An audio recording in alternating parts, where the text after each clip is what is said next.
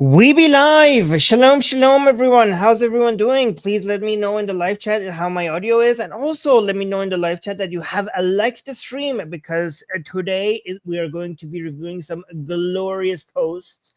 We're going to start with some celebrations just to ease into it, but then we're going to get to all the Assad fans, all the Assadists tearing up and coping and trying to justify what the F happened to them. By the way, Sarah is here. Sarah, thank you so much for being here, highlighting everyone's comments. Thank you, thank you, thank you. Guys, keep the comments English and just let me know. Oh, yep, there we go. Batul is here. Hello, Armin. Hi. But guys, make sure that you like the stream and also let me know in the live chat that you have liked the stream, and also include your comments, because Sarah is going to highlight your comments so that your comments get to be part of the show as well. Anyways, I have a lot of juicy stuff. I want to thank Susanna for finding me these. Susanna requested the stream, and I was really eager to do it because she goes and finds the best, the juiciest, most delicious Assadist tears and copes, and we are going to be reviewing them. However, while we wait for more people to join, let's start with some people being happy and making fun of the fact that Assad has fallen, and then we will move our way and we will get to the tears. Okay, so I see Mohsen is here. Hi, Mohsen. I see Sarah saying like. Fantastic. All right, great. Everything is working well. Let me actually make sure this is working out. All right, so let's watch this one. This is a TV presenter. So this is in Syria. A TV presenter poses an unprecedented question to an elderly Syrian woman. So this is an old woman that lived under Hafez al-Assad, which is Bashar al-Assad's father, and also so Bashar al-Assad. So she lived under both of them, and she asks this old lady, "What do you think about? What do you think? What do you have to say?" And she says, "Fuck them both." So let's watch this. This is glorious. So the woman is saying, "You lived in the era of the former president Hafez al-Assad." You have the audio from the video, right? Everything, you guys could hear it. Okay. And also Bashar al-Assad. And then she asked her, the journalist asked the old lady, "What do you have to say?" So somebody repeats the question to her. So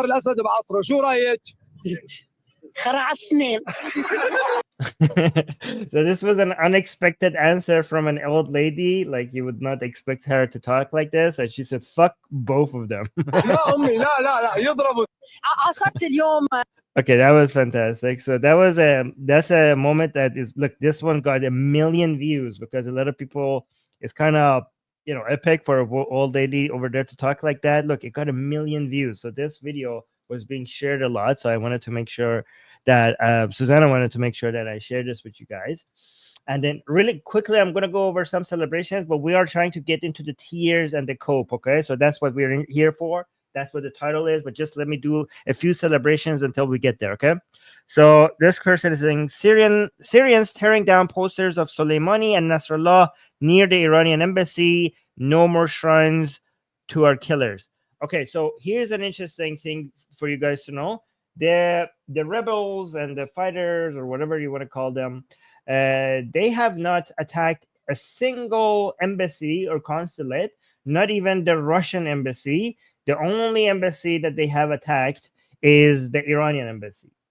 So it seems they are, again, I know that they are a diverse group of people. Some of them have some weird, questionable, radical beliefs within them. But so far, the main people who are trying to manage the opposition, they are trying to make peace with everybody, including Russia, even though Russia bombed the shit out of their civilians.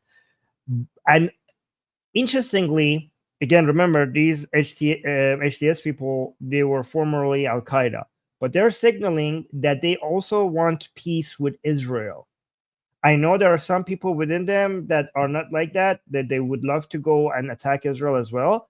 But the main people there, as of right now, again, I don't know what's going to happen in the future. You might pull a Khomeini or a Taliban, and this is going to be at the beginning, and then going to change what they do eventually. But as of right now, they're even signaling that they want peace with Israel, which is a taboo thing to say among Islamists, but they're saying it. The only people that they're considering enemies right now is the Islamic Republic of Iran and Hezbollah. That's the enemy, not Israel, which is interesting. So let's watch this video going to the Iranian embassy and tearing down the pictures of Qasem Soleimani and Hezbollah. This is glorious to see. You guys confirmed that we have the audio, right? You have the audio of the videos I'm playing for you guys, right? Yeah. So this, somebody's saying don't buy into this BS. I don't know what you're talking about. Everything we have been saying so far is descriptive. It's not normative. So if you're talking about what we're witnessing, I don't know what point you're making. Like we're describing what's happening. We're being skeptical about what's happening in the future. We're not making predictions. Things could go either way. We're just noticing what's happening right now.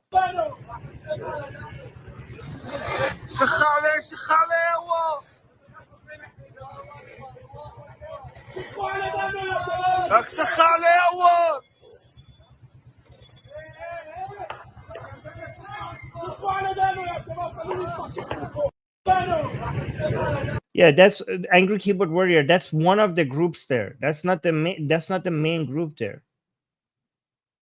Okay, that's not the main group there. You. Oh, sorry. You're talking about the HTS. Yes. Okay. So that's the main. Okay, Tahrir al-Sham. They don't. No. Sorry. You're right. That is the main group. However, they are al-Jolani himself is a Syrian nationalist. They don't want to free the entire. Let me actually see what you said again. The name is Tahrir al-Sham. So hey, the full name is Hayat Tahrir al-Sham, not just Tahrir al-Sham. They want to liberate the entire Levant. They don't. No, unless something changes. The group has shifted from a caliphate beyond the borders, current borders, liberation movement for the entire area. The Jolani himself is now more moving towards more of a Syrian nationalist. They want to focus on Syria. They don't want to liberate their entire area unless something changes in the future. That is not the case unless you have some evidence for your claims beyond their name. You're just saying your evidence is because they have Sham. Sham means Levant. So Hayat Tahrir Sham. Sham means Levant. And you're saying because they have Sham in their name, that means that they want to liberate the entire Levant? Is that what you're saying? That's not enough evidence. So far, what they are signaling is that they are actually they want to peace with all the countries around them, and they have signaled to everybody except the Islamic Republic that they don't want tensions, that they have had enough war. So somebody's saying, Chuck is saying, this is like the Sunni version of the Iranian Islamic Revolution. It's not going to be good seculars in Syria. Sunni mullahs will be way worse than Assad. You don't. So again, Chuck, you guys are delusional because you think that just because something has happened before, that it will repeat itself exactly the same because we saw it happen in Iran. That is insane. And the funny thing is that you guys will come here if what you said happens. You guys will come here and you think that you were right because what you said happened. And you don't know how predictions work. This is an unpredictable situation. It might go either way. And if what you say happens, it doesn't mean that you're correct. It means that you don't understand that the factors are so multiple that this is an unpredictable situation. What you say might happen, but this fact that you're speaking with this level of confidence shows that you don't know what you're talking about. Anybody that is predicting the future, guys, predicting the future with any level of confidence right now, they are the ones who don't know what they're talking about. Anyone that is signaling skepticism and unawareness about the future, those are the people that they're more likely, they're more reliable, more trustworthy. Anyways, let's go to the next video. Okay, so let's watch some of the memes again. I have two more tweets to show you guys, and then we will go to the tears and the coping. Oh, look at this idiot. Somebody like, Armin, come on, man. How are you so naive? Arafat wanted peace too, you know. You are idiots. You are idiots. You are talking about the things that happen. You think that because something that the evidence that you're providing shows that something could happen, not that something would happen. You guys, your level of analysis is worse than a child. Like, your understanding of how things work in the Middle East is so basic, is laughable. You're saying that, oh, I've seen this happen before, so this means that it will happen exactly the same in the future. No, you fucking moron. You are the naive one. It means that when something has happened before, it means that it could happen again, not that it would happen again. Fucking dealing with such a bunch of idiots. Anyways, here, look at this meme. So this is, I mean, this meme, I think you guys have seen it.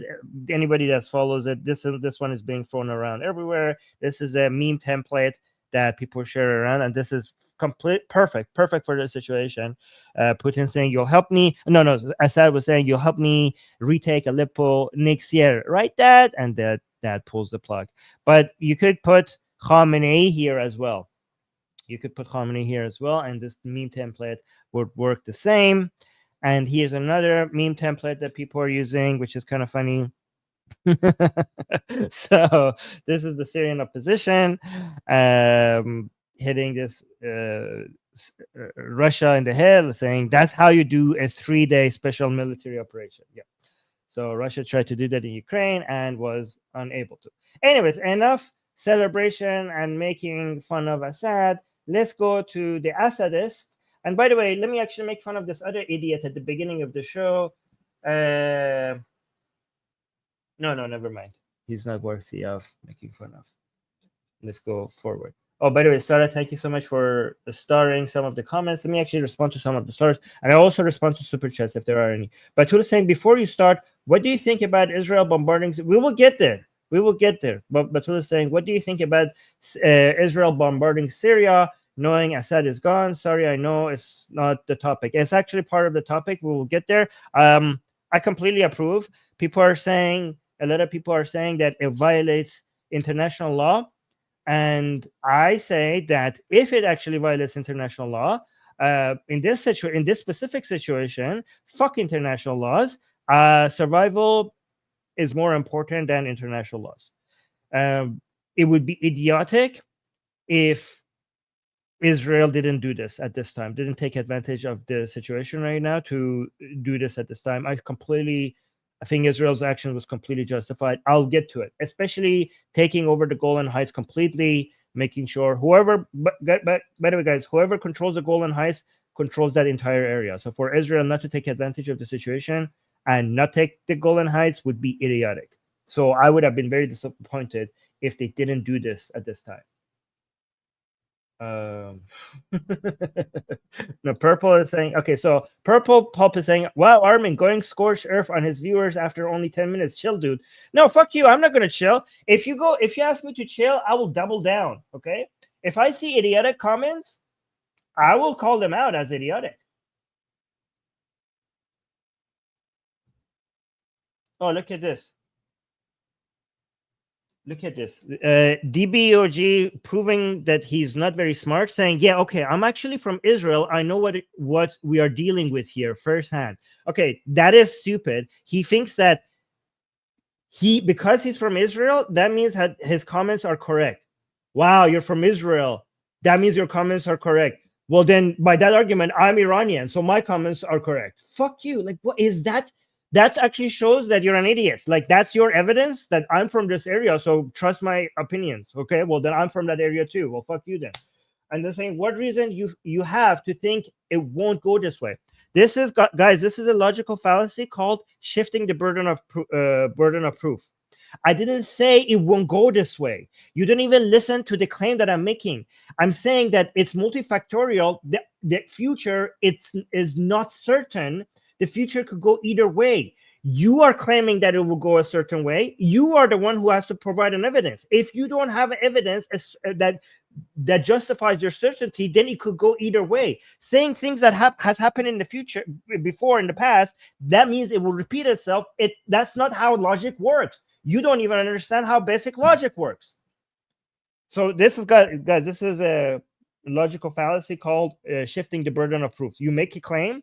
I ask for evidence. You don't have evidence. You ask the other person to prove that you're wrong instead of you providing the evidence. Anyways. Yes, exactly. Israel doing what they deem wise. Anyways, we should go to Assadist tears. Assadist tears. Let's go to this one. Oh, guys, you guys know the Syrian girl, right? I haven't actually listened to this yet. I haven't listened to this. I'm going to listen to this first with you guys. So the caption seems very promising. Okay, so the Syrian girl, who's a Assadist, a supporter of Assad, she's basically, if you go to her Twitter account, you're going to have such a great time. She's going through such high levels of cope. It's just a beauty to watch. But Susanna found this for us. So the caption says, world historic levels of cope. Listen to Syrian girl try to order this guy, Mario, to remove anti-Assad people from his Twitter space before collapsing into hysterical tears and rage quitting. All right, so let's see. So she wants to control this environment. Let's watch it together. This is kind of this again. I haven't listened to this, but let's listen to it for the first time together. Well, there's obviously been some kind of a deal, some kind of a soft coup, some kind of a backdoor handshake, and the army simply chose not to fight. You fucking idiot, Syrian girl! Where you said this will not happen? You remember, guys? We did a live stream on her. She promised us that this would not happen. Assad would not collapse. She said when they captured Aleppo, she promised on her Twitter account that Assad would not collapse. She said that we have gone through worse and we will survive this as well. So now that Assad has collapsed, she's trying to justify it by saying like, oh, they didn't fight because there was a deal. No, it wasn't because there was a deal. It was because there was no point to fight, because first of all, because Assad doesn't pay his soldiers properly, and the people didn't have the backing of Russia and the Islamic Republic and Hezbollah. So the Assad's soldiers are not loyal to Assad because he's a fucking crazy dictator. He doesn't anyway. So they saw the writing on the wall and they quit. You didn't need a backroom deal. They were just wise enough to know. And also the HTS was being wise enough, whether or not they will change. Again, remember, guys, I'm not saying HTS, whether or not they will pull a Khomeini or they will pull a Taliban and change what they're doing, that's unknowable. That is likely. It is likely to happen, and it's likely not to happen. I don't know. It's 50-50. We don't know. We don't know how likely. We don't even know how to measure the likeliness of that. Okay. Either way, as Rumsfeld would say, we don't know what we don't know. Anyways, but the point is that they were at the moment right now. What they're going to do in the future, we don't know. At the moment right now, they are being extremely wise. And them not going out choppy on everybody. Again, I know they did kill some soldiers after they're being captured. Some of them, I saw those videos. But by and large, they are not. Most of the places they're not executing. They're forgiving. They're doing a mass forgiveness, like everything. What is it called in English? Afomumi, when you forgive everybody for whatever they done. That's what the signal that they're saying. And they're saying that people who were have committed the crime, we're not going to be killing them. There's going to be a court. They're sending all the right signals. And even, guys, I know there was one video of somebody or two videos of people holding the ISIS flag, but most of the videos that we're seeing, most of the fighters are not holding the ISIS flag.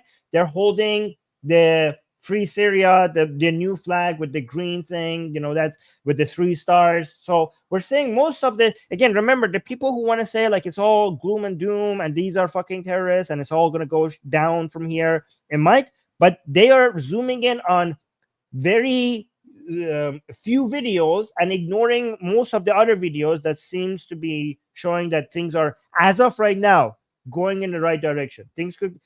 Shit could hit the fan anytime now, especially with the Kurds, especially because as of right now, things are going in the right direction for Syria.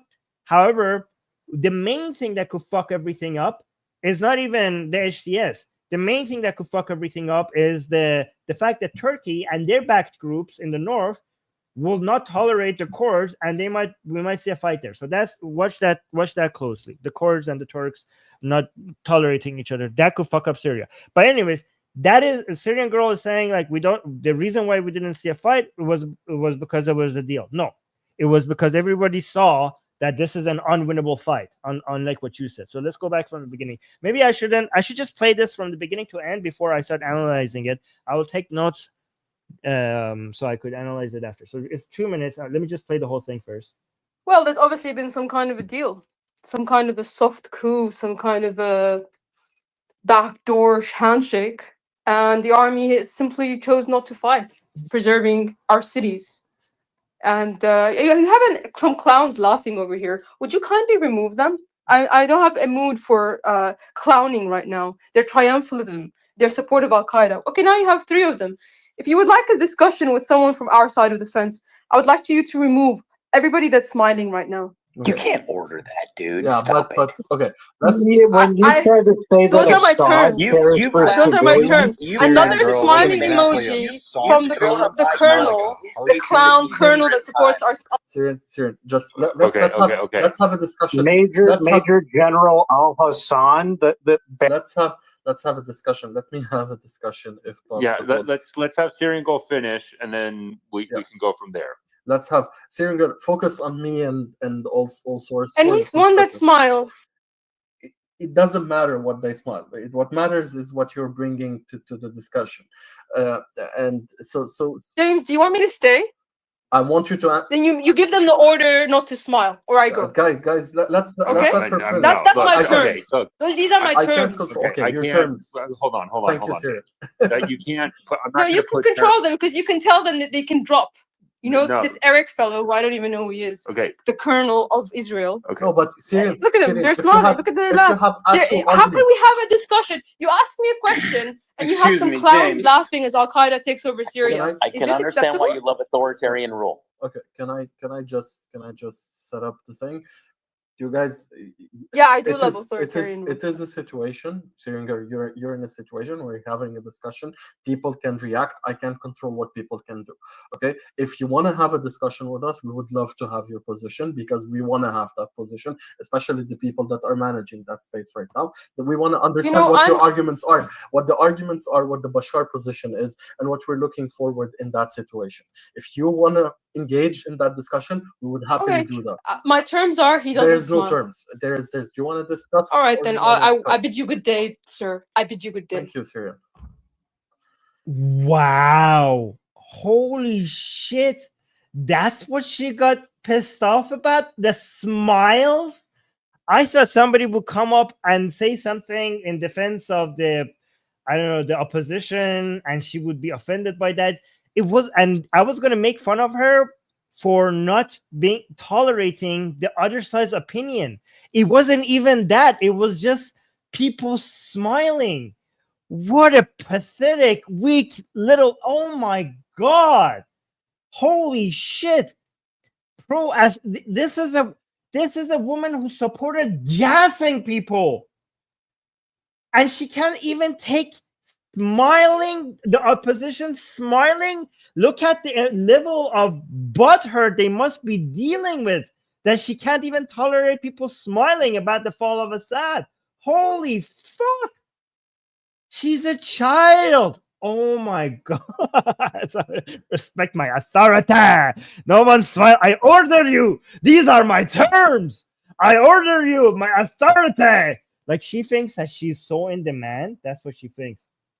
That she's so in demand that she can control, like, they want her so much that if she asks the host to kick these people out, they want her to stay there so bad that they will do that. Unfucking believable. This is actually, the caption was pretty accurate. Let me go back to the tweet. The caption was saying, world historic levels of cope. Perfect. Perfect summary of what we just saw here. Okay, let's go to this one. What is this one? So the caption for this one says, it took the Assad regime falling for Assadists to admit the axis of resistance is completely fake and a tool for Iranian imperialism. Really? Let's see what we're dealing here with. Okay, so let me move this mic a little bit. Bint Halab saying, I hope they cancel the $50 billion debt Syria owes Iran. Okay, so these are the people just before the fall of Assad. They were so proud and supportive of the axis of resistance, which was basically mean the Islamic Republic of Iran and its proxies. Let's just be honest, okay? Syria with Assad was not an independent country. Assad was just a proxy of the Islamic Republic of Iran and Russia. That's what it was, right? And these people were defending this whole axis the entire time. But now that Assad has fallen, and the Islamic Republic did not come to their aid, now they're turning on the Islamic Republic of Iran by saying, I hope they cancel the $50 billion debt Syria owes Iran and all the parasitic economic agreements they forced him to sign. Really now? Okay, they weren't parasitic before. Now now it's all over. Now she's admitting it. She's admitting it that she didn't say these before, so they believe this, but she wasn't saying this before. So now she's saying, now that it's all over, I can freely say that Iran was objectively a trash ally, pursuing its own interests in Syria and did a lot of fucked up shit to Syrians. Okay, so I hope the other proxies of the Islamic... Do we have other proxies of the Islamic Republic left? Okay. So we have the Kataib Hezbollah and Hashd al-Shabi in Iraq. What do you call these in English? You call them the PMF? Yeah, I think in English you call them the PMF, Popular Mobilization Front. Anyway, so you have those proxies left in Iraq, and you have the Houthis. Do we have any other serious proxies of the Islamic Republic left? Yeah, I guess it's just these two. Okay, so the remaining proxies of the Islamic Republic, please note how upset the Hezbollah, Hamas, and Assadist Syrians are of the Islamic Republic. Okay, they will drop you like hot potato as soon as they will abandon you in the field if they think like they have to pay too much of a cost to come and save you. Okay, so she continues. Many Syrians, like myself, were told to hold our tongues and act the fool for the sake of the axis of resistance narrative. So AOR means the axis of resistance. Basically, the Shia crescent, the Islamic Republic empire, but that's all bullshit. But the reality on the ground in Syria was very different, and the relationship was very parasitic. Iran was slowly turning Syria into a fiefdom. It's very interesting how in the Islamic Republic, the officials are also acting like Assad betrayed them. So this was they were acting like they're in love and they were brothers and they were supporting each other right up until Assad fall. And now they're acting like they were always not friends. Right, so Assadists are saying the Islamic Republic, we fuck those guys, we hate them, we were never in love. This was a fake relationship, and the Islamic, even though the narrative was completely different, right until the moment that Assad fell. And in the Islamic Republic, Assad used to be a warrior for Khamenei, a hero, somebody that stands his ground, always fight, to now being somebody who was fooled by the Zionists. Somebody that the Islamic Republic is claiming that we were warning him for years now, and we knew that this would happen. Change of narratives like that. Everything is different now. Anyways, so that was a perfect caption by Karim there. Let's go to the next one. Okay, so let's go back to the Syrian girl. How about that? And Susanna went and confirmed that this is real, because this is like so insane that she had to go double check. So Karim saying her, so this is Karim again. The caption says her second absolutely insane community note 2 days in a row. So Syrian girl says, if only we still had the gas. Let that sink in for a second. Let that sink in for a second. This is not just vile and disgusting, given that we know what the type of weapons she's talking about and the type of damage Assad has done this to Syrian civilians. But it's also that, so not only for just those two reasons, but also for the third reason. Syrian girl was the person who was denying that Assad had these. When Assad was constantly being accused with evidence, yeah, Dia is saying, wow, with evidence that he is gassing his own people, civilians, in unimaginable numbers. This motherfucker was on Twitter acting like this is all Zionist and imperialist fucking lies against Assad. And now the same person is saying, I wish we still had the gas. Holy fucking shit. And also the community note was saying, mask off moment. She previously denied Syrian regime use of chemical weapons to include chlorine gas on his own people. And just to make sure that this is, because this was so insane that Susanna went and double checked that the tweet is real, and the tweet is real. So this is the tweet. Thank you, Susanna, for double checking that. Let's go to some anti-Zionists. We always like to cover anti-Zionists on this stream. Let's see what they have to say. So the caption says, Benjamin Netanyahu just appeared in the occupied Golan Heights to take credit for the collapse of the Syrian government. Al-Jolani is just a tool. This is the real master. Take a bow, Syrian revolutionaries, right? So let's listen to what Netanyahu is saying. Netanyahu is probably in this video, I haven't played it myself yet, but probably in this video is going to take credit for everything that is happening, not because they planned the HTS taking over and making Assad fall, but he's going to probably take credit for all of this because it was the response to October 7th that made all of this possible. All of this happened because Hezbollah, Hamas, and the Islamic Republic have been paralyzed and the axis of resistance is no more. And that's why the HTS is able to do what it does. That's why probably Netanyahu will take credit for what everything is happening. But they will take this video and they will act like, I told you that HTS is a Zionist puppet. So the conspiracy theorists will take this and make it seem as if Netanyahu is admitting that they're controlling the HTS, which obviously that's not what he means. Anyways, let's actually listen to what Netanyahu said. I hope it's in English. It's not in English. God damn it.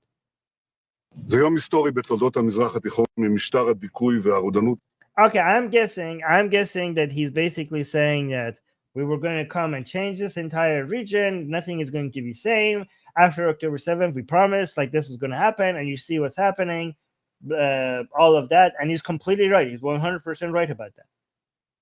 He's 100% right about it. This is the consequences of fucking around, and then you find out. You find out when you fuck around. When you come, guys, when you go after powerful liberal countries like the United States or Israel, initially, you will find yourself to be victorious, and you will think like you have defeated the powers at be, and that you have overcome evil and oppressors and all that fucking bullshit narrative that these people from the axis of resistance like to tell themselves before they sleep at night.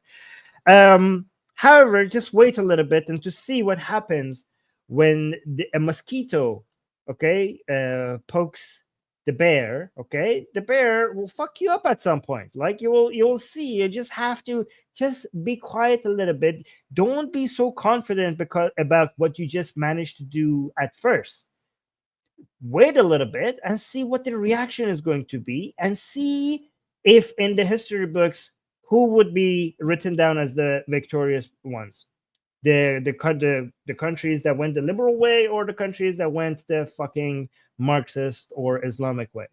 We'll see about that, right? So now you're noticing, see, the way Israel is responding has actually made Israel even more powerful than it was before to October 7th. You have managed to make Israel more powerful than it ever was. You have not only you have destroyed the axis of resistance, you have made Israel more dominant in the region in ways that they themselves never imagined. Anyways, I wish there was a English translation here. No captions. By the way, guys, if you want to understand Netanyahu's policies, pay more attention to things that he says in Hebrew more than the things that he says in English. Anyways, let's go to cope. More cope. So somebody was saying, happy Assad regime fall day. Share your favorite Assadist meltdown. This person posted something that I did not understand. But let me say if Susanna answered. Yeah, I should have checked this earlier. Oh, yeah, she did. Yeah, I remember. I forgot if she responded or not. Okay, so there's some vocabulary here that I did not know what it meant, what they meant. But Susanna, I asked Susanna what the hell this means, and Susanna knew what they meant.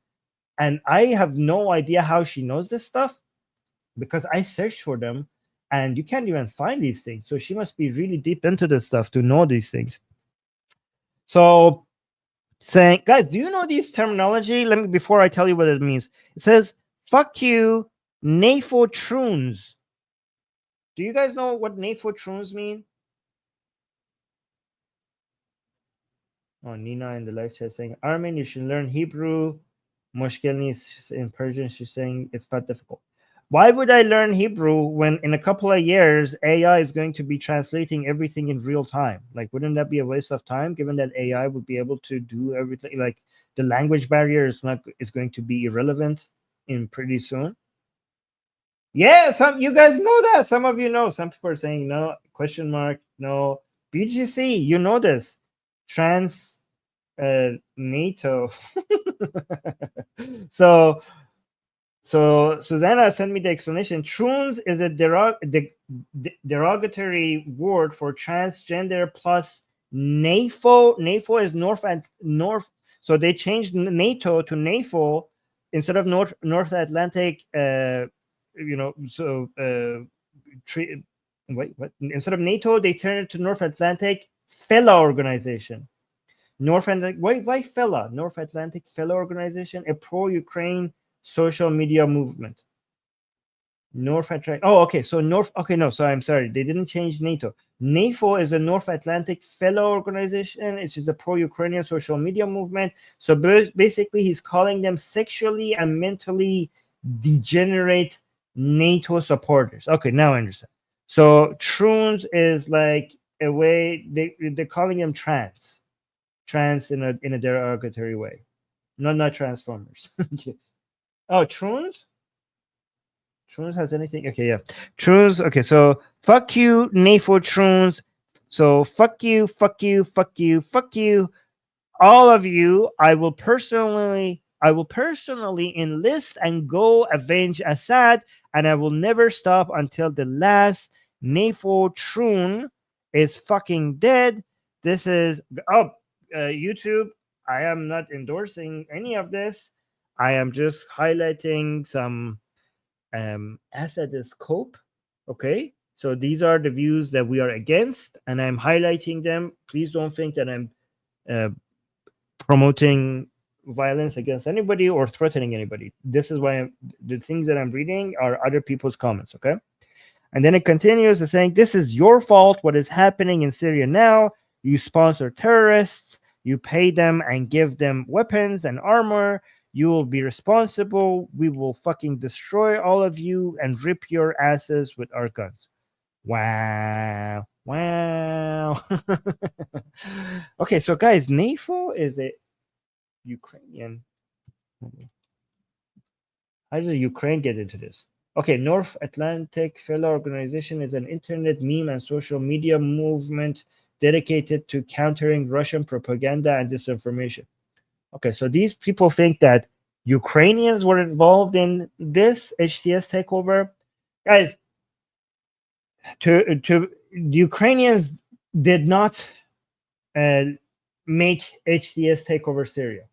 There is just some Ukrainians have shown some of these people in Syria how to make their own drones. That's the extent at which Ukrainians were involved in this. That's it. Okay? That's the evidence that we have. Again, the drones that the HTS has been using in their operation, they learned how to build it themselves with the help of some Ukrainians. That's it. Ajit is saying, I'm sure 4chan is full of people who are totally not crazy, probably. Yeah, maybe. I don't know. All right, let's go. This is a Russian, by the way, butthurt person. So let's go to next one. Wait, is this the Russian? Yeah, I already did the Russian. Oh, by the way, the comments, somebody saying glorious 10 out of 10.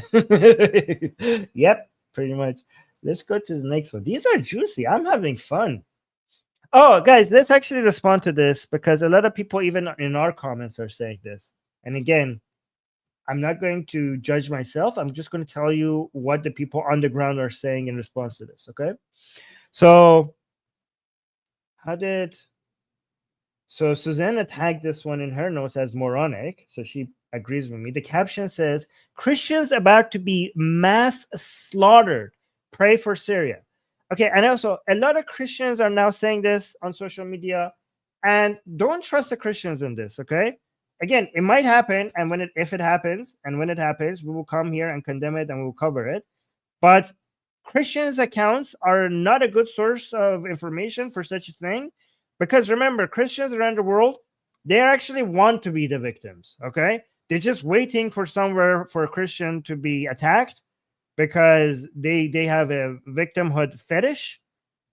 So just be careful that if you're saying by accounts by Christians saying like, oh my God, the Christians are going to be slaughtered. Yeah. Look for other sources of information for that to know if that's happening or not. Okay. So saying Christians are about to be mass slaughtered, pray for Christians. Again, I don't know what's going to happen in the future. It might or may not. As of right now, if you look at what's actually happening in Syria, Christians are celebrating. Christians are fucking happy. Okay. So this I kind of saying Syrian Christians will be slaughtered. And the caption continues, no, don't believe these lies. Here they are celebrating the fall of dictator Assad. They are just as happy as Muslims. Moreover, there were Christians who also fought against Assad. Yeah, so let's watch this one. This is the reaction of Christians in Syria. Many of them, again, there always will be exceptions. Yeah, but let's watch the Christians' response into all these people like, oh, Christians are going to be slaughtered. This is what we're seeing on the ground as of right now. Hey guys, my Arabic is not as good, but I think they're saying Wahed, Wahed, Wahed, Syria Wahed. Is that the case? Does that mean that Syria united? Guys, if this is true, then I'm so proud to remember some Arabic because my language is Persian, not Arabic. Are they saying Wahed, Wahed, Wahed, Syria Wahed, meaning that Syria is united? Anybody speak Arabic in the live chat? Can you let me know if that's what they're saying? Listen to this again.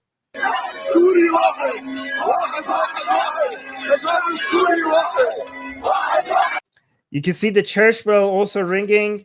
Yep. Okay. So it means Syria is one. Okay. Syrian Christians they went from 11% of the population to like 2%. I hope they return to Syria. Yeah. They didn't have things. Okay. People, they're happy right now. Things were not good for them under Assad. But look, even the church bell is like celebrating. Chuck is saying, yes, they are saying Syria is one. Okay. Fantastic.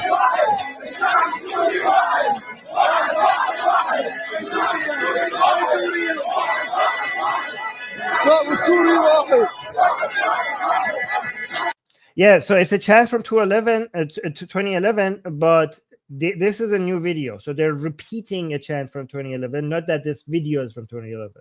This video is from now.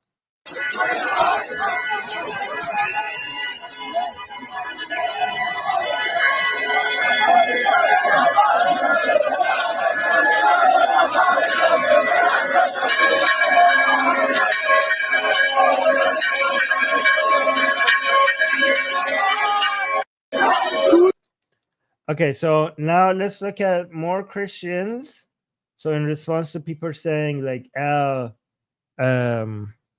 Syria, Christians are going to be slaughtered. This is bad from Christians. Well, Christians were fighting against Assad. You can see here the Christians with the new flag. It used to be the flag of the opposition, but now it's actually, has Wikipedia updated the flag of Syria? Or not Syria? Where's the flag?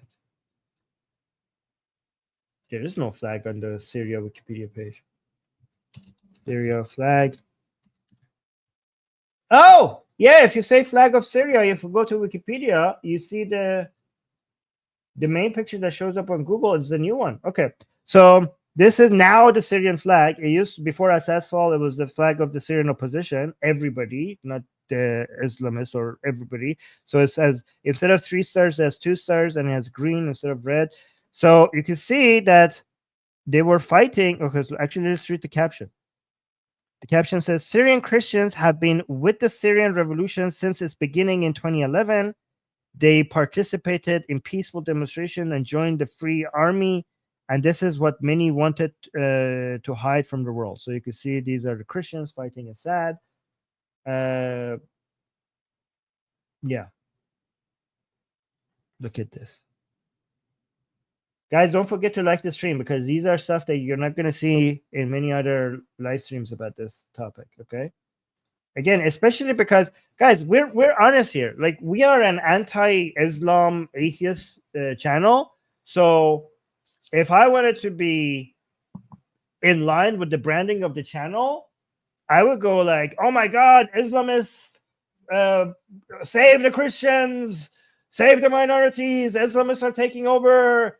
Anybody who's a Muslim is going to fucking commit genocide, blah, blah, blah, right? That's what I would say if I wanted to be in line with our anti-Islam narrative on this channel, which is anti-Islam is justified, okay? But I'm being objective. I'm telling you what's happening, okay? Again, tomorrow, things might change. The same Christians who are celebrating today, tomorrow, they might be, I don't know, massacred or something. I don't know. But as of right now, thank you, Amir, saying like the stream. As of right now, things are looking good for Christians and minorities, unless something changes. As of right now, okay. This is me trying to be honest with you guys about what's happening. So let's go to the next video, next tweet. Sorry, this is Susanna marked this tanky. So Susanna not only understands the context of these tweets, she also knows the accounts. Like, she's familiar with the peers. Oh, actually, this person is famous. Jackson Hinkle. So she marked him as a tanky. Do you guys know what tankies are, right? These are state Marxist, Leninist, Maoist people. Okay, so that's what Jackson Hinkle is. So that's his tweet. May God guide Russians' strategic bombers. So, and the image is same shit, different asshole. So these are how the tankies are responding to what's happening. And let's go to the next one.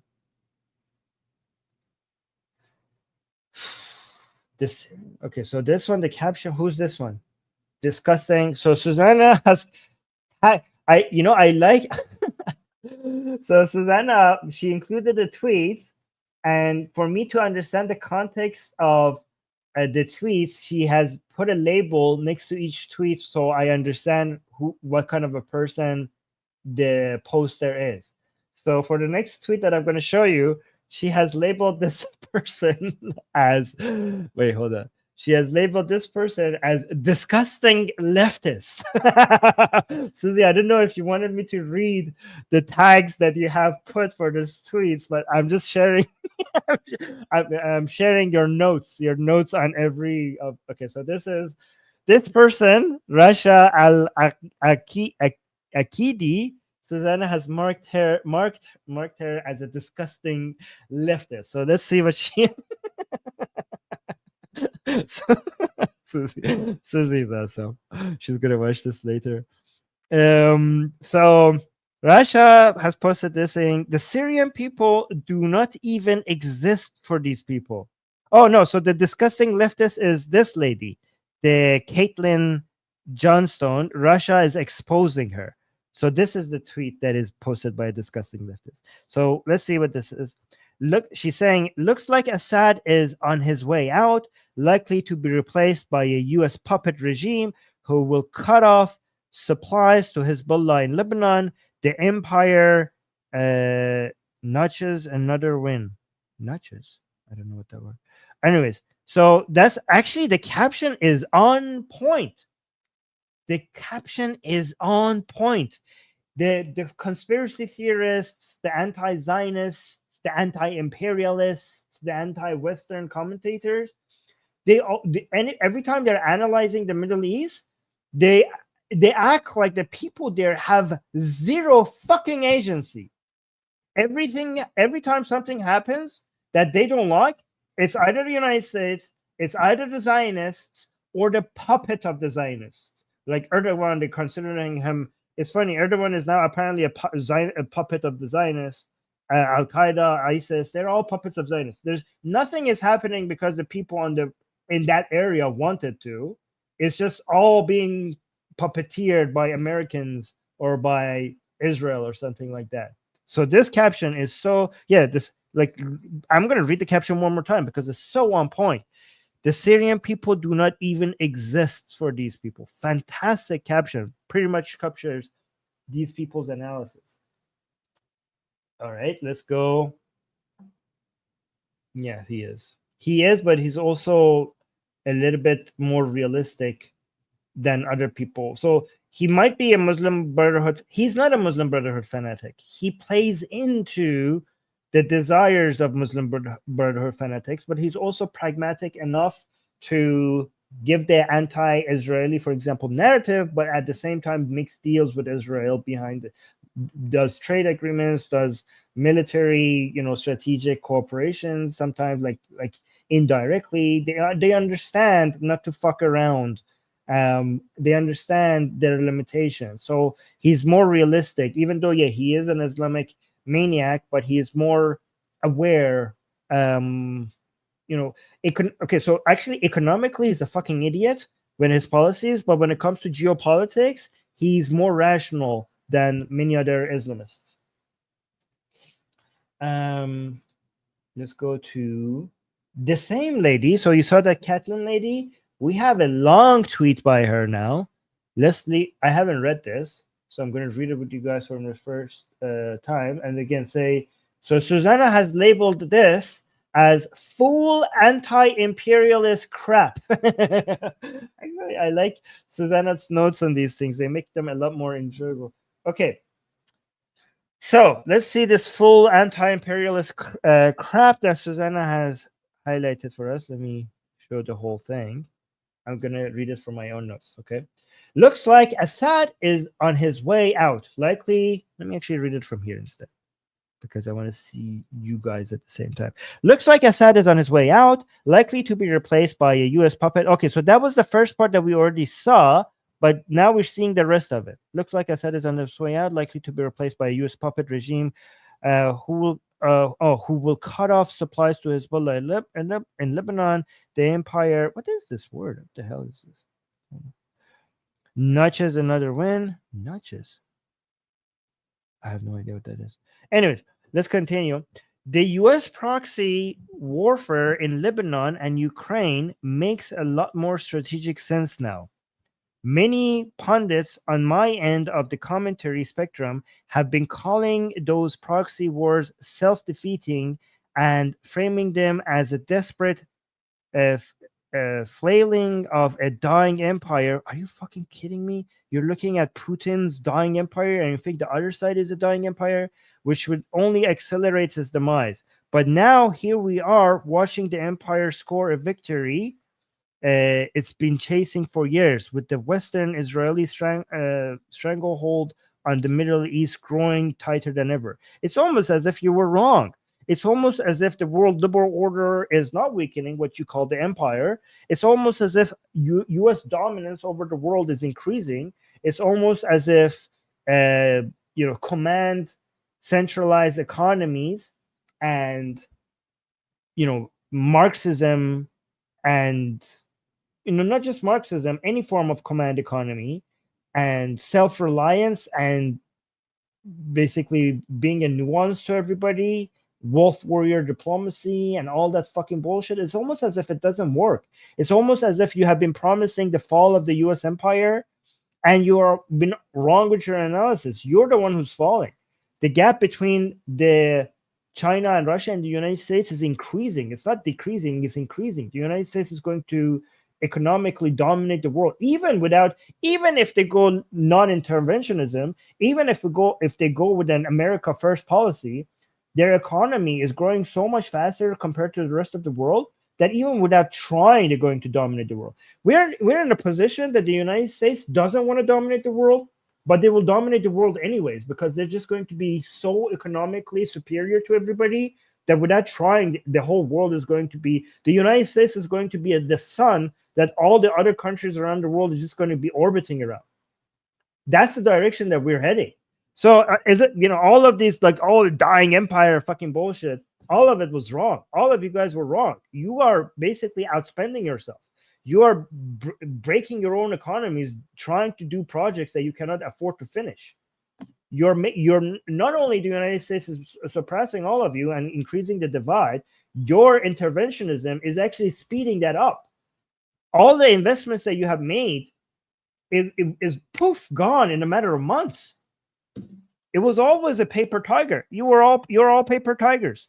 And let's continue. One of the many perks of being the world's dominant superpower is that it gives you the luxury of time. If one regime change operation fails, don't worry. You can just move some chess pieces around and you can take another shot at it. It's not that. It's not that. It's that you don't have to do regime change. You just need to do your own thing and be good at it and improve. Your fucking enemies will shoot themselves in the foot because they are so pathetically weak. You don't even need intervention. They will fucking take themselves out if you just give them enough time, because their methods are fucking inferior. And let's continue. If a coup, so this is what they don't understand. They see, again, this is conspiracy theory level mindset. They think that their failures is because of United States did fucking something to them. No, you fucked yourself. You fucked yourself. This is no conspiracy needed. It continues. If a coup attempt fails in Latin America, relax. There will be another coup attempt. There will be other coup attempts.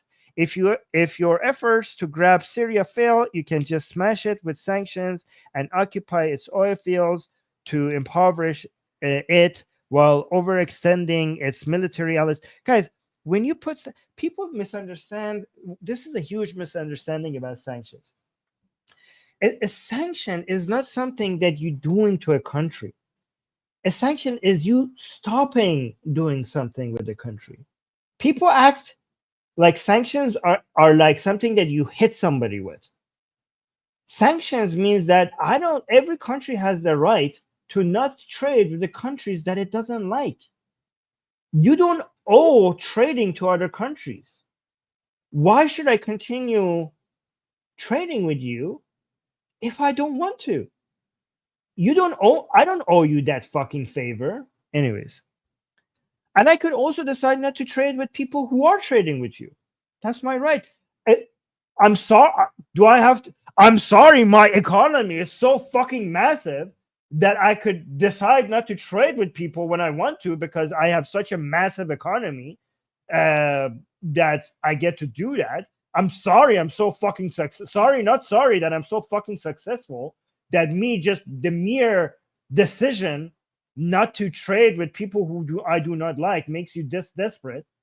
It's the fact that me not trading with people who I don't like makes you desperate means that your progress until this point was because of fucking me.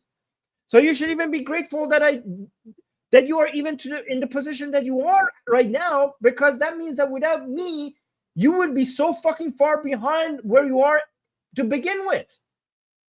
Do you understand what I'm saying?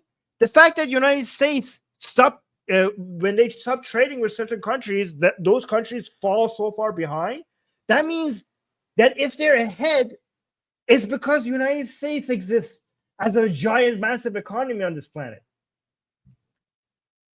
So again, so let's continue. You guys understand what I'm saying? It's very important for you guys to understand this. Sanctions are not unfair, because me trading with you was a privilege that you had, and it feels like I'm oppressing you because you were so used to it. All right, so smash it with sanctions and occupy its oil fields to impoverish it, while overextending its military allies in proxy conflicts elsewhere. So these idiots think that United States, they're making United States even, United States is powerful, but these fucking idiots went from acting like United States is so pathetically weak to now making United States actually more powerful than even I believe. I believe United States is the most powerful country in the world, but not to this extent for them to be able to plan these things this delicately and this far in advance.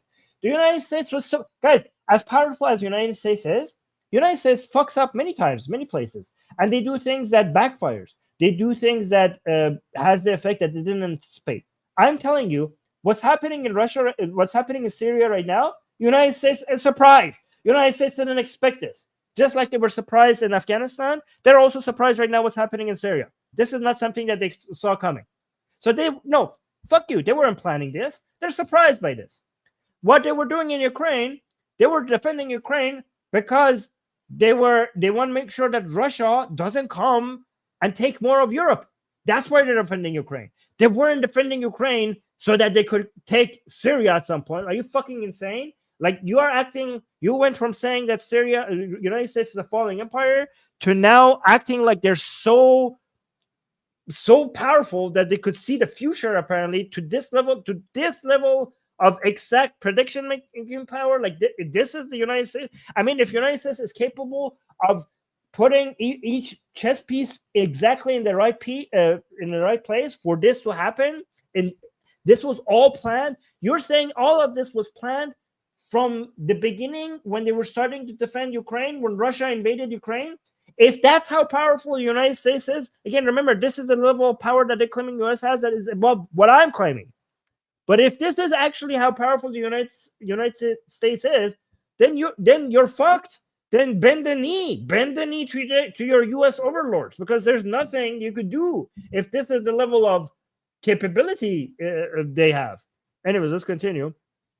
So saying overextending its military allies in proxy conflicts elsewhere and grab it later. A good kickboxer throws many combinations with the understanding that most strikes will miss or be blocked or cause minimal damage, trusting that eventually the one knockout blow will get through.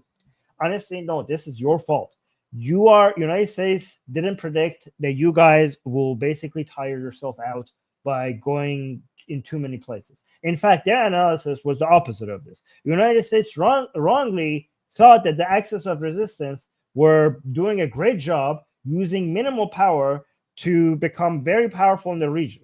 Their analysis was that the Islamic Republic was being very strategic and very smart about using minimum expenses to gain maximum power. And now they're realizing, oh, actually, we were wrong. They overextended themselves, and the whole thing was a paper tiger. So United States analysis was wrong about this. And let's continue. And it says, no empire lasts forever, but there's no evidence that this one is going away anytime in the immediate future.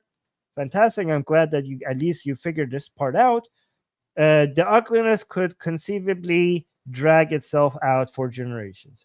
Well, this is not ugliness. We're so lucky. We're so lucky that the world power right now is the United States. Against if the alternative was China or Russia, we're lucky that the world superpower is at least somewhat sane country with liberal values. Again, a lot of you might not agree with that, but no, United States is a liberal country, and we're lucky that that's the world superpower.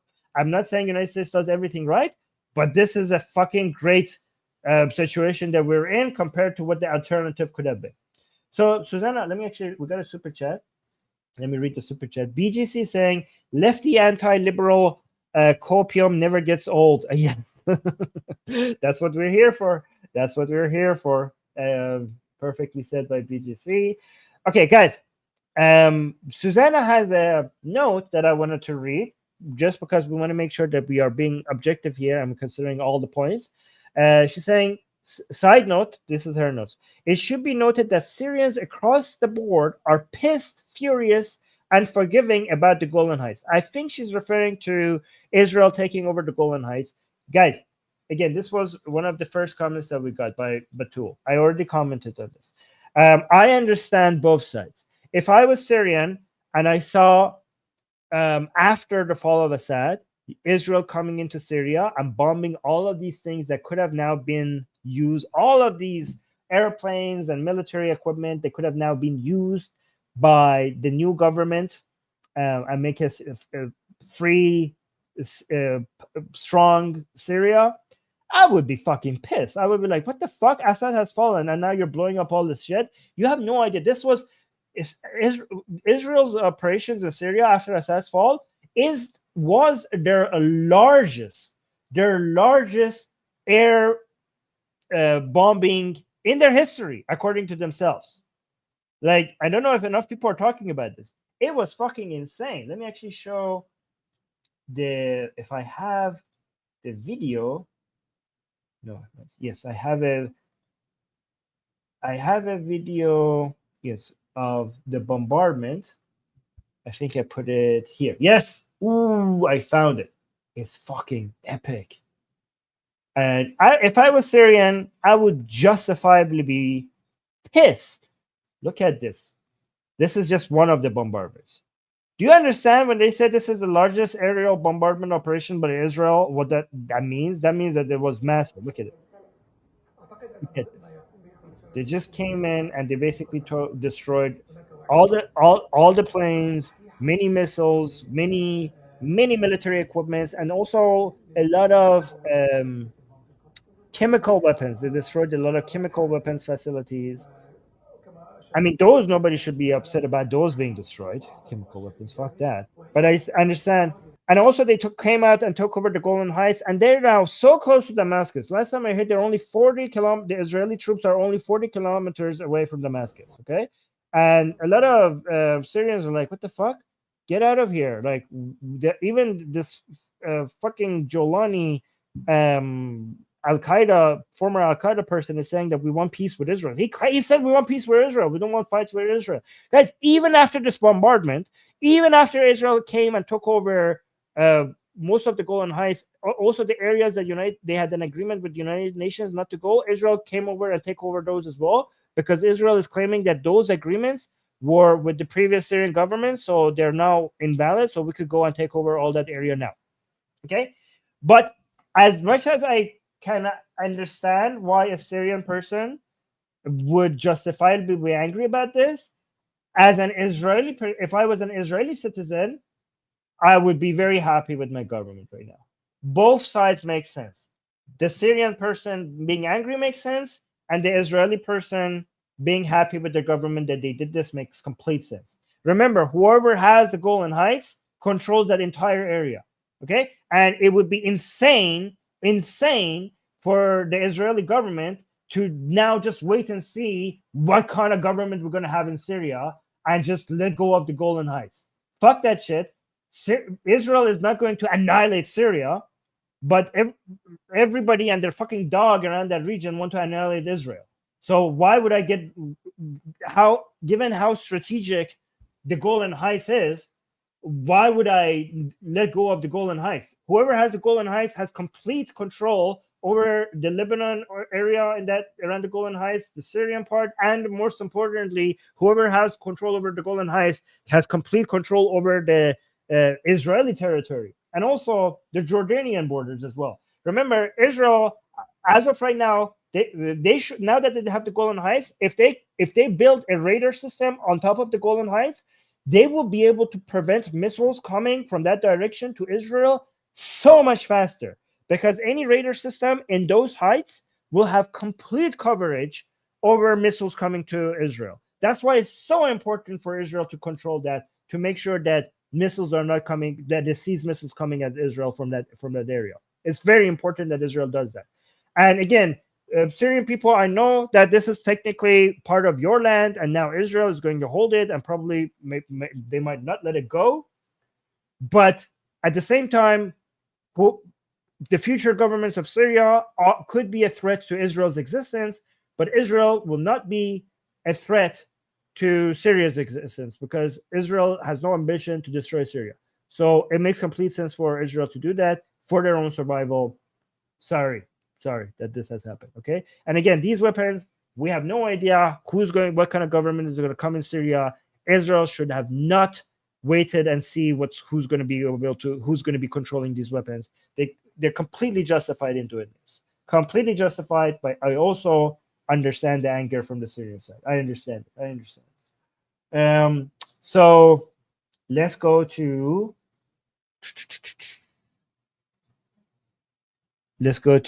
another tweet that Susie, I don't know what this is. Susie, so this is the same tweet saying, Mira was saying, happy Assad's regime fall day, share your favorite Assadist meltdowns.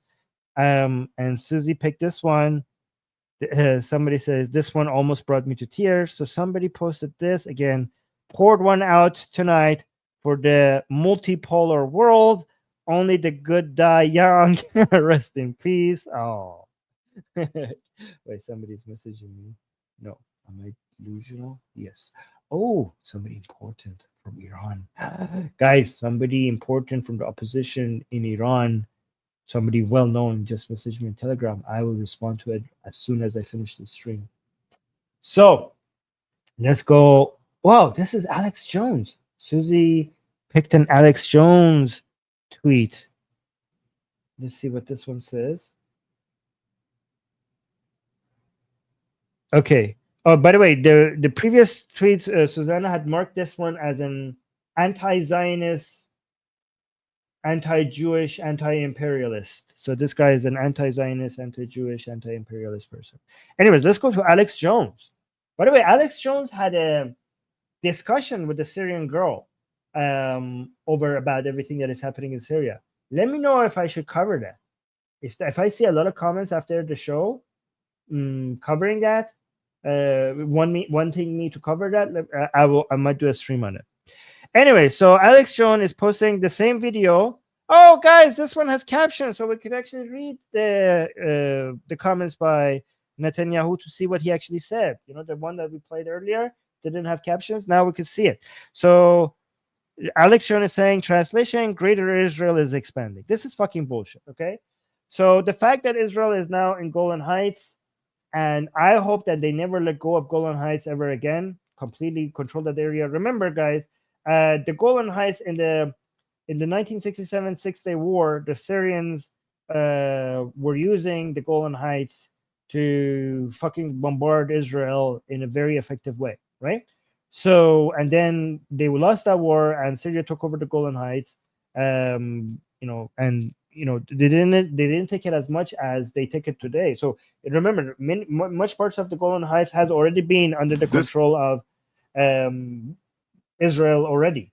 But what's changing right now is that they took over the parts of the Golan Heights that the United Nations had made it so had said that they passed the agreement that Israel should not go to certain areas.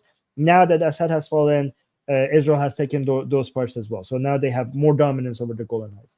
So this is being seen as evidenced by some people, this conspiracy theory that Israel believes in the Greater Israel project, that Israel is planning to expand its borders to large parts of the Middle East, including like Saudi Arabia, Lebanon, Syria. And that's a fucking bullshit conspiracy theory. The Golan Heights is the most Israel would want to go by because the Golan Heights are so strategically important for Israel's survival. Israel is not into expanding its borders to make the Greater Israel.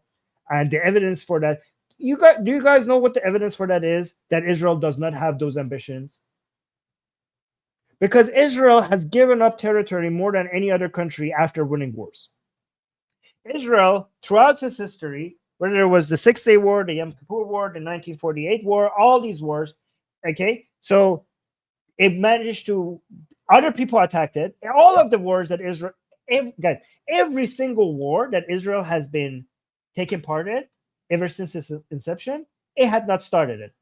So Israel cannot be trying to expand its borders, because every time Israel entered a war, it responded to other people starting a war. Israel never, I repeat, Israel never started a war. And every time other people who were trying to annihilate Israel started a war and Israel responded, it managed to not only defeat their enemies, but as a result, took over more territory.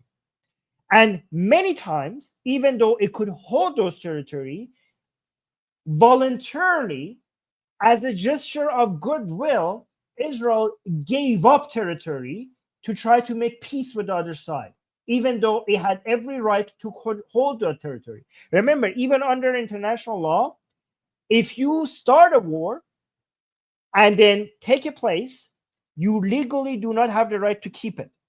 But if the other side starts a war, and in defense, you take territory, and you can make the argument that I need to hold this territory because the other side is going to use this territory to wage another war at me again, under international laws, you could actually keep that territory.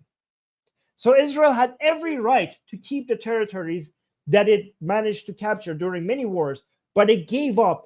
It gave up the Sinai Peninsula. Do you guys understand the Sinai Peninsula is bigger than Israel? And Israel just gave that to Egypt for the sake of peace. Do you know how much more secure Israel would have been if it had all that area? October 7th would not happen, because it would have all that area as buffer. The access to the seas that it would expand strategically, economically. Do you understand how much more powerful Israel would have been if it had all that area? It just gave it up to Egypt voluntarily for the sake of peace. Israel gave up Gaza to the Palestinians for the sake of peace. It doesn't have to. It's just for the sake of peace, it gave it up. And these motherfuckers, after witnessing no country has ever given up this much territory relative to its size for the sake of peace. And then these motherfuckers saying, greater Israel. Fuck you. But let's listen actually to what Netanyahu said. So the caption of the original tweet says, breaking, Israel is announcing that they are capturing territory from Syria in the Golan Heights buffer zone. Fantastic. Fantastic. Oh, what is it? Oh, that's it. I cannot click on the... Can I do it on my phone? Yes. Copy. Thank you, D. Let me send this to myself. D, send me the English. Like, is it English? There's English captions here. I could just read that. But somebody here, maybe it's actually better if I just play it without having to read it. Oh, this is in English completely. So actually, let's watch this. Thank you, D. So let's listen to this. He's speaking in English. We could actually compare Netanyahu's words in English and in Hebrew, see if it's exactly one-to-one translation. This is a historic day for the... Oh, no, this is English as well. Okay, never mind. So why does it have subtitles? Let's watch this. This is a historic day for the Middle East. The collapse of the Assad regime, the tyranny in Damascus, offers great opportunity, but also is fraught with significant dangers. Exactly. This is exactly what we said on our first stream. Remember, you guys were like, is this good for Israel or is this bad for Israel? I said it's mostly good, but it's also potential risks, right? The good is the axis of resistance has lost its major bridge, but also major dangers, okay? Major significant dangers. So exactly like we said immediately, shortly, hours after Assad fell. This collapse is a direct result of our forceful action against... So see, he says this is a result of our direct action. So a lot of people think that, oh, this confirms our conspiracy theories. This shows that Israel is controlling HTS. No, motherfucker. What he's saying is that we weakened Hezbollah and the Islamic Republic, so there was nobody to hold up Assad. That doesn't mean that HTS is being controlled by Netanyahu. Significant dangers. This collapse is a direct result of our forceful action against. Did you guys like how? Did you guys? Did you? I didn't know what Netanyahu was saying in the speech. Remember, but I said, I guess, even without hearing the English version, I said, I'm assuming this is what he's saying, and he's saying exactly what I assumed he's saying. Man, I'm so aware with Netanyahu's narratives that I predicted what he's gonna say. Look, he's saying exactly the things that I thought he's saying. I said he's probably saying this, and that, and he's saying exactly those with things. Significant dangers. This collapse is a direct result of our forceful action against Hezbollah in Iran, Assad's main supporters. It set off a chain reaction of all those who want to free them. See, I said before listening to this, I said he's probably taking credit. This is exactly my words.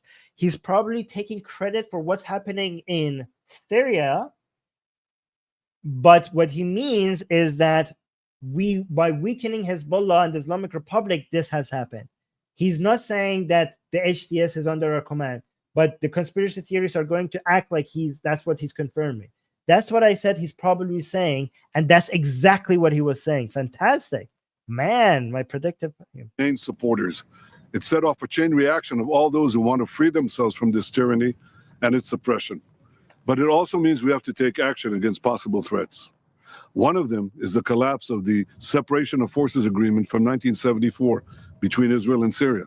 This agreement held for 50 years. Ooh, see, this is exactly what I said as well. Okay, I said that the agreement that they had, so he's trying to say that why legally they're in the right to do this. Tyranny and its suppression. Okay, listen. But it also means we have to take action against possible threats. One of them is the collapse of the Separation of Forces Agreement from 1974 between Israel and Syria. This agreement held for 50 years. Last night it collapsed. So see, he's saying, so right now the United Nations disagrees with this. This is exactly what I just told you guys. The parts of the Golan Heights that they're now taking over, legally, they were not supposed to do that because the United Nations has made it clear that there's an agreement between Israel and Syria that you're not supposed to take these areas. That's as far as you could go. However, Netanyahu says that as with the fall of Assad, that agreement has collapsed as well, so that we get to do this. That's his legal argument. But United Nations doesn't agree with this. The United Nations considers that agreement to be holding and what Israel is doing to be illegal right now. The Syrian army abandoned its positions. Yeah, Charles is saying no Assad, no agreement. Yeah, that's exactly what Netanyahu's point is. We gave the Israeli army the order to take over these positions to ensure that no hostile force embeds itself right next to the border of Israel. This is a temporary defensive position until. Okay, so he's saying this is, so to be honest, this is something that I was hoping he wouldn't say. So let's be honest, like I said that my prediction about the first verse was correct, but here he's saying this is a temporary defensive position. Which parts of it is temporary? I'm hoping Israel maintains all of the Golan Heights forever, okay? Because especially what is that mountain called? Hold on, I forgot the mountain. There's a specific mountain that they have to hold on to. That mountain is the best for putting a radar on there so that they have complete Hermon. Yes, fantastic. Thank you. Mount Hermon. Yes, that they need having that mountain will make them be able to put a radar on there that will be able to see the entire area and will be able to stop any missiles coming at them. So I hope when he says this is a temporary defensive position, he's talking about the areas that is right up to Damascus. I hope he maintains control over all of Golan Heights. Yes, Mount Hebron. Thank you. Hermon or Hebron? You guys are giving me different names. Hebron, not Hermon. It's not Hermon, it's Hebron. Hermon? Hermon. Okay, I don't know. Till a suitable. By the way, guys, do you want to know one funny thing? The leader of HTS, he changed his name again. By the way, as of before he changed his name is what? Jolani. Jolani is basically the Golan Heights. So it's funny that his name is named after the Golan Heights. Because remember, the reason why Golan Heights are called Jolan Heights, because Arabs don't have the G sound, the G sound. They don't have the G. They don't have G. which is weird. Why Persians are also calling it Bolandiai Jolan. Persians, they have the G sound. So the people who speak Persian, they should be calling it Bolandiai Golan, not Bolandiai Jolan. Anyways, his name is Jolani. Jolani is named after the Golan Heights, but they turned the G sound to J sound because they don't have G in Arabic. Arrangement is found. Equally, we send a hand of peace to all those beyond our border in Syria. See, this is a signal.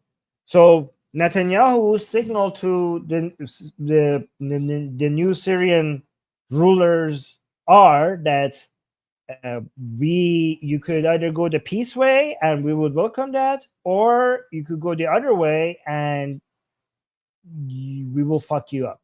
Okay, so that is going to be his warning to Syria. So guys, for people who call me naive because I say that both situations are possible, Bibi agrees with me. Bibi is considering both options as possible. They could go pull a Khomeini and promise that they're going to be tolerant and want to have peace with Israel, but then they will go back on their words and they will do something else. That is possible. Basically, Khomeini did that. The Taliban did that. But it's possible that no, for their own survival, they realize they learn from the axis of resistance. They don't want to fuck around and find out. They just want to be able to maintain Syria and just stay there. This is a win. Don't turn this win into a loss. It's not about, they're like, oh, Armin, do you think Islamists will be tolerant? If their survival is I'm not talking about their morality.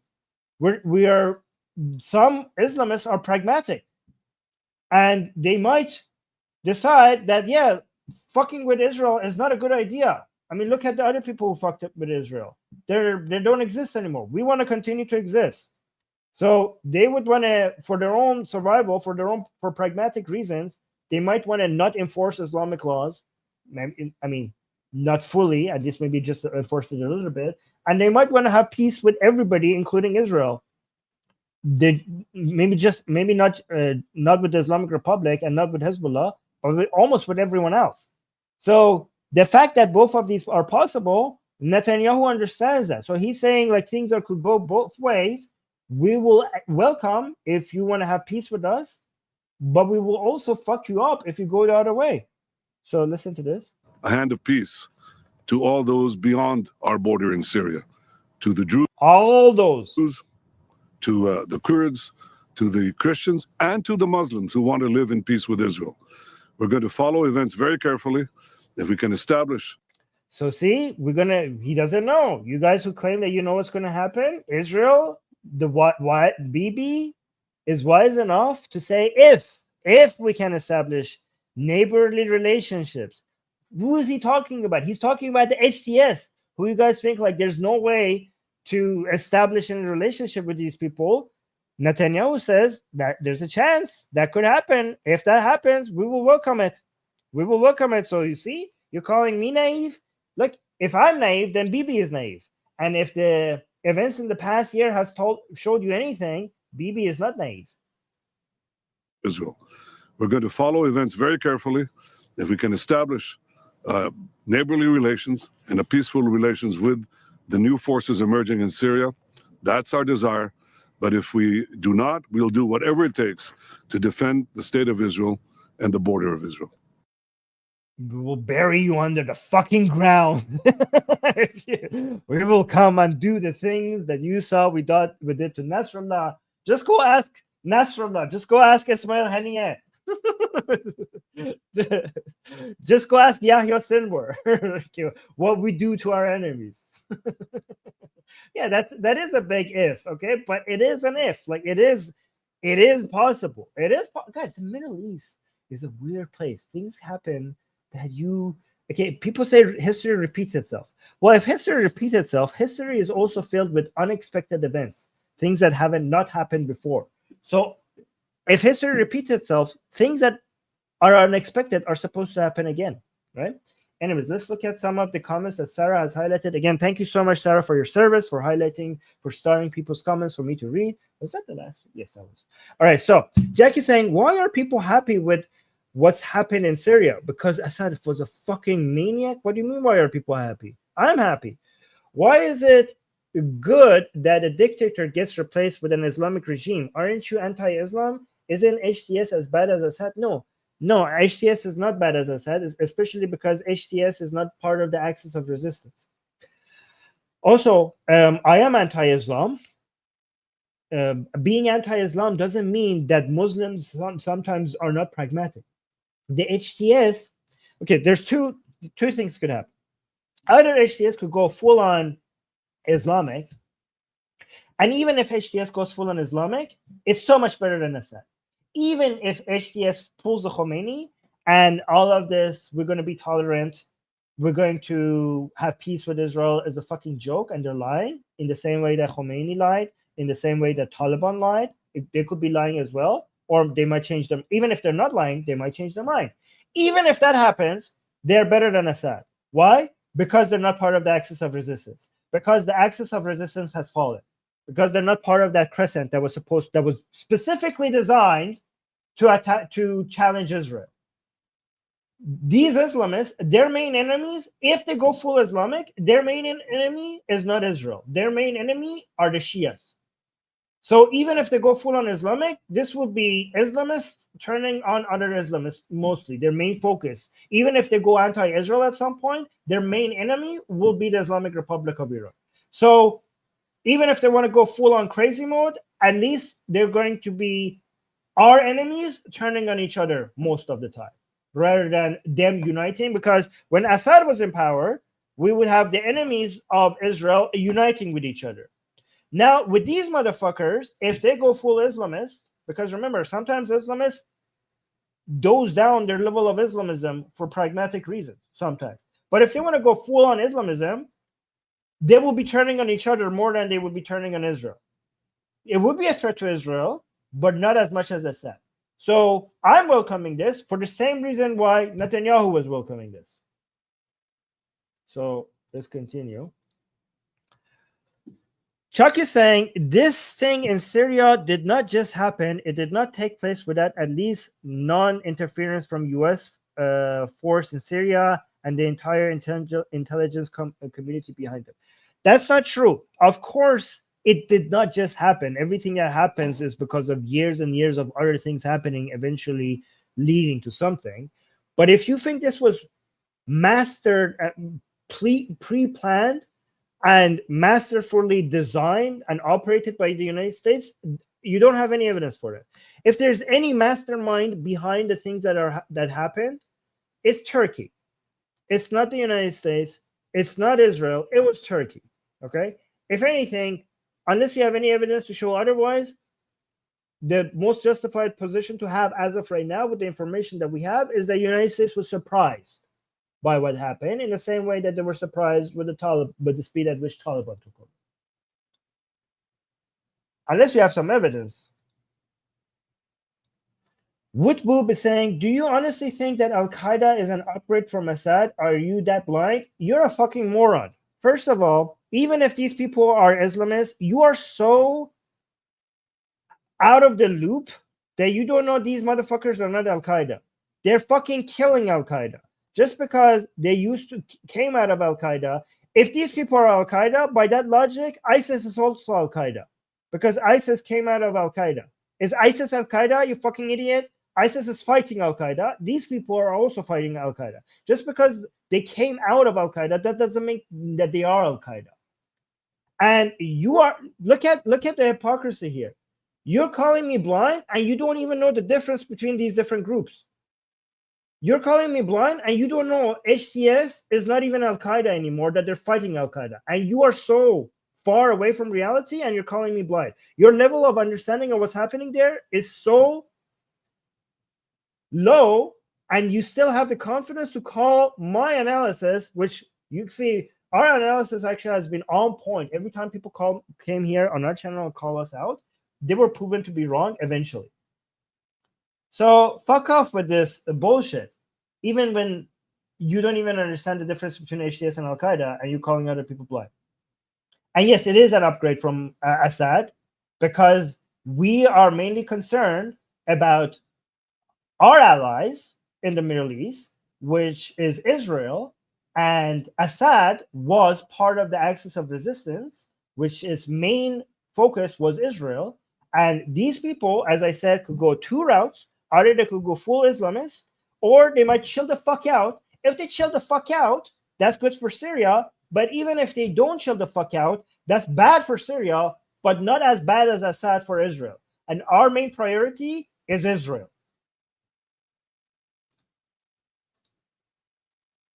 So Ra is saying Israel wants to create a greater Israel, guys. That is the goal of incrementally. No, that's fucking bullshit. Israel wants to create a greater Israel, guys. That it, maybe you're making fun of this, but let me continue.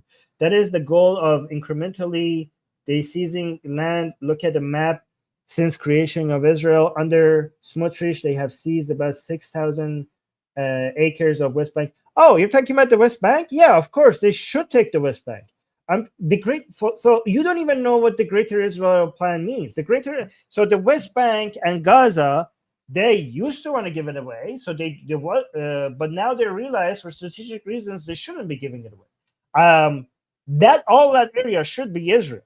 You don't even know what the Greater Israel Plan is. That's how unaware you are. The Greater Israel Plan, if you look at the map that people have with that conspiracy, Israel looks like a freaking whale. Like it has like a lot more areas, right? So this is not taking over the West Bank is not part of the Greater Israel Plan. It just makes strategic sense. Israel was, throughout its history, was trying to start to go with the two-state solution. So again, this is so insane, this conspiracy theory, because only up until recently Israel has changed its plan. Some people in Israel, not all of them, have changed their plan to a one-state solution. But most of their history, they were trying over and over and over again to give the Palestinians their own country, and it was the Palestinians who rejected it because they wanted the entire area. So Israel realized that they cannot negotiate with the Palestinians. So the only thing they could do is just take over their area, because no matter how much they try, these people are not going to accept having their own fucking country as long as it means for them to have Israel as their neighbor as well. So that's why the Greater Israel Plan is fucking idiotic, given that it was Israel that was trying to all this time to go with the two-state solution, and it was the Palestinians who were rejecting it. And now that plan has failed, only now we have come to the position where the best solution is for Israel to just maintain control over Gaza and with the West Bank. It's reluctantly that they are forced to do that. And the Greater Israel Plan is not the West Bank and Gaza, it's many other areas, including, I think that half of Saudi Arabia is also included in it, which is an insane conspiracy theory. No evidence for it. No evidence beyond just some fucking lunatic, religious, ultra-Orthodox Jewish people in Israel saying fascistic things that most of Israel doesn't agree with. That's the evidence that people have. Oh, and also they have one picture of an armband of a soldier that is not part of the official armbands of the Israeli military. Somebody had made that and put it on their arm, and now that picture is the main evidence for Israel planning this Greater Israel fucking bullshit project. And let's go. Vic is saying, Armin, do you think it was responsible, sensible, neither for Netanyahu to take credit? Netanyahu to take credit. I mean, what's the cost? People are saying, I think my main priority is for people to know that if you fuck around with Israel, you will have to cry over the results. You have to find out what Israel can do.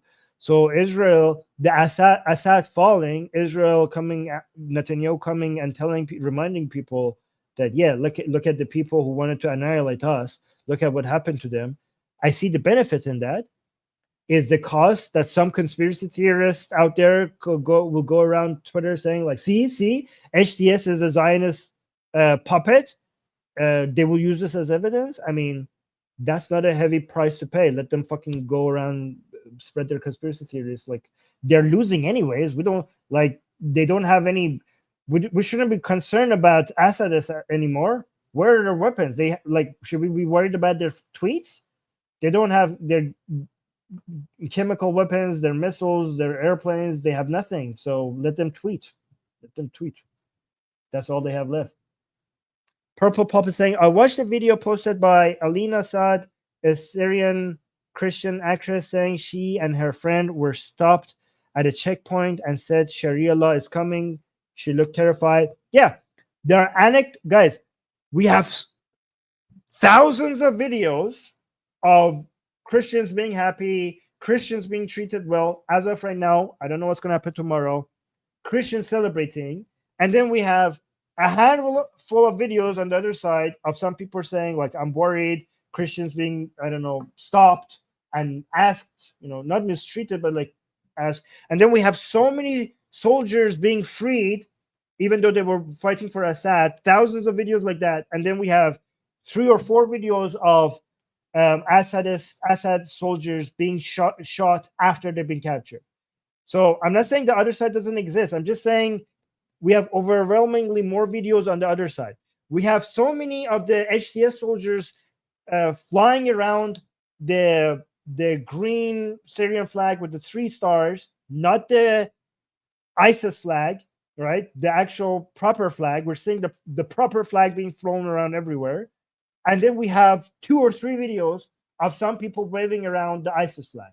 But we shouldn't deny that those other videos exist. Like, they do exist. I see them. They are a concern. But as of right now, the overwhelming videos that we're getting seems to be suggesting that things are on the better side until things change. Again, don't come here and call me naive because I'm saying that things won't change. Things might change. I admit that things might change. But right now, things are looking promising until things change, if they change. Batul is saying, so fucking inconsistent of you, Armin. All of a sudden, fuck international law. Fuck you, Batul. I have actually been consistent on this. And I've also, first of all, fuck you, Batul, for saying that. I specifically came on a show transparently and honestly told you that my views on international laws are evolving, and I am changing my mind about the absolute need to always abide by international law was wrong before, and I'm evolving over this position. And instead of congratulating me for being honest enough to come and tell you about me changing my position, you call that inconsistency? If consistency means that I should be dogmatic and never change my views, then fuck your consistency. I'm a person that admits when I change my mind about something. And the argument that I made in my previous show about why I changed my views on this is not fuck international law. You changed my words. This is a straw man. I said specifically, international law is very important to me. But in specific situation, look, you're saying all of a sudden fuck international law as if my argument is that fuck international law, laws don't matter. Even in the stream, I was very careful about what I said. I was very specific. I said, if in a situation where I have to choose between abiding by international law or threatening my survival of my people, of my nation, in that situation, in that specific situation, fuck international law. But you're making it sound like I'm completely dismissing international law altogether. Well, fuck you for that. I'm not saying that. I'm saying that if I was a government, my first priority is to survive. For me to abide by international law, I have to fucking exist. I have to be able to continue existing to be able to abide by international law. So if there's a law, if there's an international law exists that is telling me to threaten the existence of my people, of my nation, then I shouldn't change my behavior. That fucking law needs to change. We don't believe in sacred things. If we agree with the international laws, if we think international laws are a good thing, it's for pragmatic reasons, because of the consequences of having international agreements. It brings peace, it brings stability to the world. So because it's pragmatic and it's not sacred, we don't act like it's a revelation from fucking God. We're not Muslim, we're not religious. It's not like Muslims who think that everything in the Quran is perfect. We don't treat international law as if there's nothing fucking wrong with it. International law is good for the world, but there could be wrong international laws that need to change. If your international law is asking me to do things that is threatening my survival, then I don't need to change. You need to change that fucking law, because these are not revelations from God. There could be wrong international laws.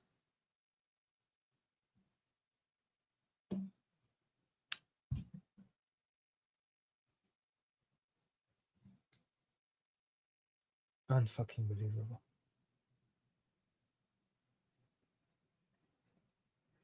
Oh, so Batul is saying Israel never invaded, only in response to war. What about now, Armin? What about the Golan Heights? The Golan. It's Golan. Okay, we're just speaking English, so it's not like we have the G sounds. Yeah, Batul, as of last time I checked, Israel is in fucking war right now, starting October 7th. I don't know if you've noticed, but Israel is fighting a war in 7 fronts last time I checked. Maybe you're not following the news. Anyways. Guys, like the stream. Things got pretty heated. I like that. I like it when things get heated. I love it. I don't know why. It makes it a lot more fun. Anyways, like the stream, subscribe to this channel, hit the bell notification, recommend this channel.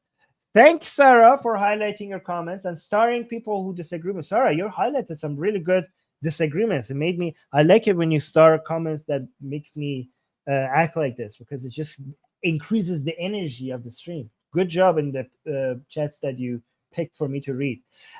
Recommend this channel.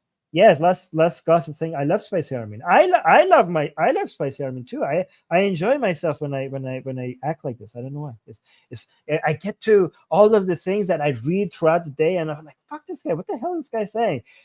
When I see these comments in the chat, it just gives me an opportunity to just come and just unload it in front of all of you guys, and it just like feels just so good. Yeah, I love it. I love it.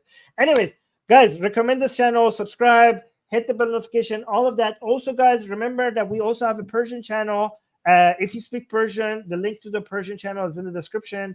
We are making a huge difference on the Persian channel. Like, we are, like, right now, which I remember, like, a major person, like, you have no idea how big of a difference we're making on our Persian channel in Iran. The people who are talking to me on Telegram because of our Persian channel are high up. And we are even making it into other people's debates. We're getting quoted. We're making huge differences. Okay, we're setting narrative. We're changing the discussion on the Iranian side. So just make sure that even if you don't speak Persian, link to our Persian channel is in the description. If you're curious, go see what we're doing there. And also we have the Persian Telegram, because in Iran, YouTube is filtered. So a lot of people would prefer if we put our shows on Telegram and they spread the audio there. So we also have a Persian Telegram account. Anyways, we're doing very good there, and I'm very proud of us for what we're doing on our Persian side. Support us if you want financially. Link to our PayPal donation is in the description. But please do not support us financially. If you're struggling financially, just like the stream. That helps us a lot. Leave a comment after the show is over. That helps a lot. Recommend us. If it's safe to recommend us, then recommend us. That really helps grow the channel. Word of mouth is the best way to grow the channel. Atheist Republic is doing a really good, and we give you a unique perspective. Even if you don't agree with us, you kind of don't hear these things on other channels. So this is a unique perspective. You're not going to get it anywhere else. So subscribe for more. I'm going to do more content like this, stuff that you're not going to see in other places. I'm going to do more on this channel also, because I think that's a unique thing that we have. Anyways, guys, I'm going to go. Thank you to everybody. Thank you for everybody who liked, and shame on the people who watched the stream without liking. Fuck you. But thank you to everyone else. Bye. Mwah. And thank you, Sarah.